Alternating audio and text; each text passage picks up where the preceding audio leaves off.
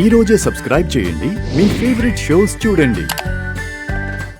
ఎందరో మహానుభావు. ఎవరు బాబు ఎవరు? ఏమిటయ్యా ఇది? ఏమిటి నన్ను ఎందుకు ఇలా లాక్కొస్తున్నారు?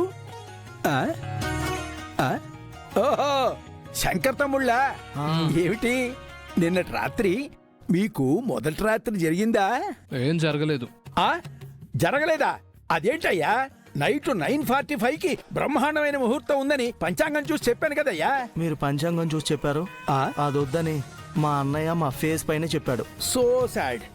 మీరు డిసప్పాయింట్ అయ్యారన్నమాట. కానీ ఈ రోజు అపాయింట్మెంట్ పెట్టుకోమన్నారు. ఈ నైట్కి మాకు ఫస్ట్ నైట్ కి ముహూర్తం. ఆగండి, ఏం మాట్లాడుతున్నారు?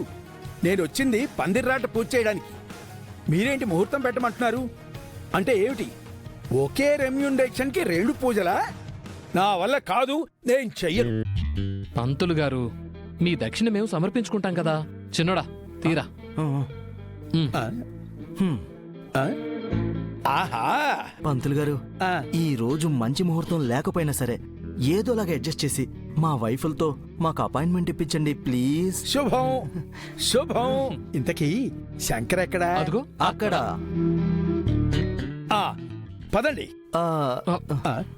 మేమిద్దరం ఒకేసారి వస్తే అన్నయ్యకు అనుమానం వస్తుంది కదా. మీరు ముందు వెళ్ళండి. ఓకే, వెళ్ళండి వెళ్ళండి. ఈడొకడు. బాబాయ్ సార్, పందిరాటకు సంబంధించిన పనులన్నీ రెడీగా ఉన్నాయి కదా? మొత్తం అంతా రెడీ సార్. పంతులు గారు రావడమే లేట్. ఏ పంతులు గారు ఇంకా రాలేదా? ఆలస్యం ఏమీ లేదయ్యా, ఆల్రెడీ అరైవింగ్.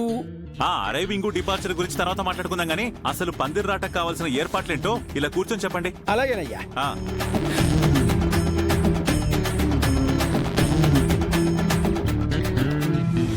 ఈ రోజు మన పని అయిపోయినట్టరా?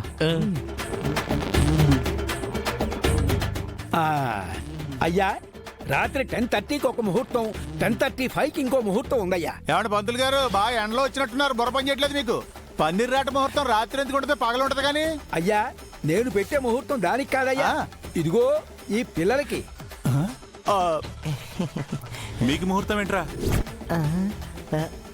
అంటే అన్నయ్య, ఈ రోజు పంతులు గారితో ముహూర్తం పెట్టిస్తానని నువ్వు చెప్పావు కదా. ఆ విషయం మేము పంతులు గారితో చెప్పామన్నయ్య. అందుకే ఆయన ఆ ముహూర్తం చెప్పినట్టున్నారన్నయ్య. సిగ్గుపడింది చాలు గాని పంతులు గారు, ముందు పందిరాటకు సంబంధించిన ముహూర్తం గురించి మాట్లాడండి. అయ్యా, నాదే ఉంది. మీ జనాభా అంతా వస్తే నేను రెడీ.